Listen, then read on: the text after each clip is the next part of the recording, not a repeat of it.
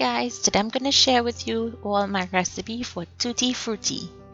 Now to make this, it's very simple, so let me show you.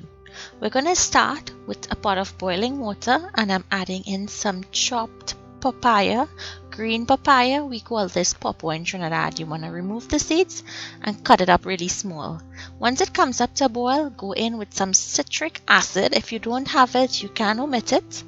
You just want to cook this until it turns translucent, after which you'll drain it into a bowl and set it aside. Now to the same pot, I'm going in with some clean water and some sugar. Now we want that sugar to melt and then we're going back in with the papaya.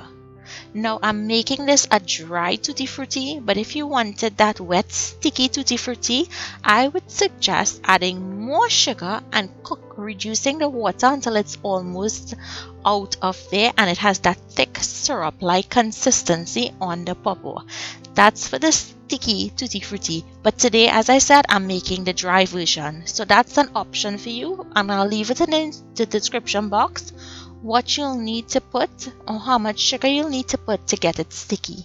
So you want to divide your popo into 3 bowls. After you've divided it into 3 bowls, we're going to go ahead and color the popo. I'm using a combination. I'm using yellow.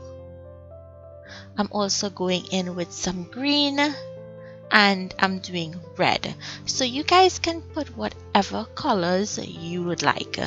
The more colors you put, the more merrier it will be. After all, this is for Christmas. So make sure and mix in the colors really well.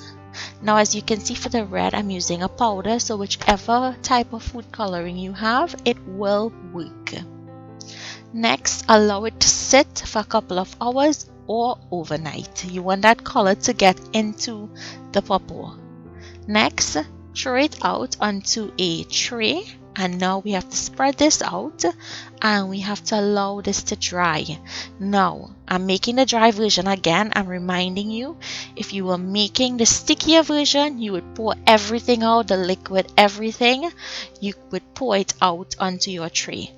All you have to do is leave it to dry again for a couple of hours or overnight. Once it dries or the syrup thickens, you're going to put it into an airtight container. Place all of the colors. Now you can leave them separate, but I like to mix it so that all of the colors would come together and look really pretty. So once you put them into the container, you're going to go ahead and mix them. And then this is ready to be used. It stores in your refrigerator for a couple of months. So I hope you guys enjoyed today's recipe. If you did, please leave me your comments down below.